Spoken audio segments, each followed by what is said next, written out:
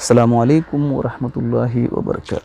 किसी भी अदद को सिफ़र से ख़त्म होने वाले अदाद से ज़रब दें तो पहले बग़ैर सिफ़र के अदाद के ज़ारिब और मज़रूब को ज़रब देकर हासिल ज़रब मालूम करेंगे। उस हासिल ज़रब के आगे सिफ़र लिखना चाहिए, ज़ारिब और मज़रूब नहीं, बल्कि उसके आगे सिफ़र लगना चाहिए। मिसाल यहाँ पर दी गई है, यहाँ गौर कर सकते हैं आप।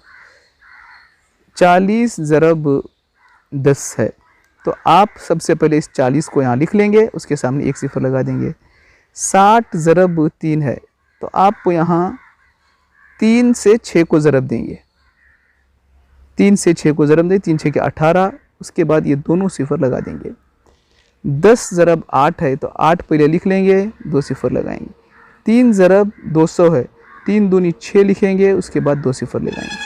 4000 2 ज़रब 4000 है, 4 ज़रब 2 ज़रब 4 कर लेंगे, उसके बाद 3 सिफ़र उसके सामने लगा देंगे। मैं 1-2 मिसालें इसके हल करके आपको दिखा रहा हूँ। देखिए, किसी भी अदद को सिफ़र आने वाले अदाद से ज़रब, एक अदद दिया गया है 50 ज़रब 200, आप इसको इस तरह से ज़रब देंगे। देखिए, सबसे पहले सिफ़रों को छोड़कर बाकी अदाद को ज़रब दे लेंगे। 5 और 2 को 5 दूनी 10, उसके बाद में 1 2 3 सिफ़र हैं, ये 3 सिफ़र यहाँ लगा देंगे।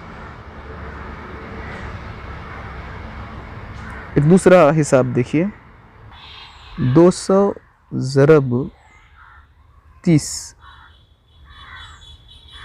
सिफ़रों को छोड़कर 3 और 2 को ज़रब करेंगे, 3 दूनी 6, उसके बाद 1 2 3, ये सिफ़र यहाँ पर लगा देंगे। 1 2 3 सिफ़र यहाँ पर लगा देंगे। एक और मिसाल चाहे तो आप देख लीजिए। 2 ज़रब 700, 2 को 7 से ज़रब देंगे, 7 दूनी 14, उसके बाद ये 2 सिफ़र यहाँ लगा देंगे। मश्क नंबर 5.2, मुनासिब जवाब से खानापुरी कीजिए।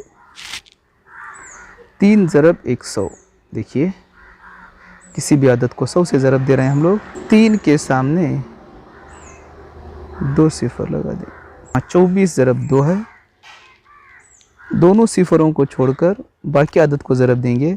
2 चौक 8, 2 दूनी 4, उसके सामने 2 सिफ़र लगा दें। इसी तरह से बाकी हिसाब भी आप हल कीजिए।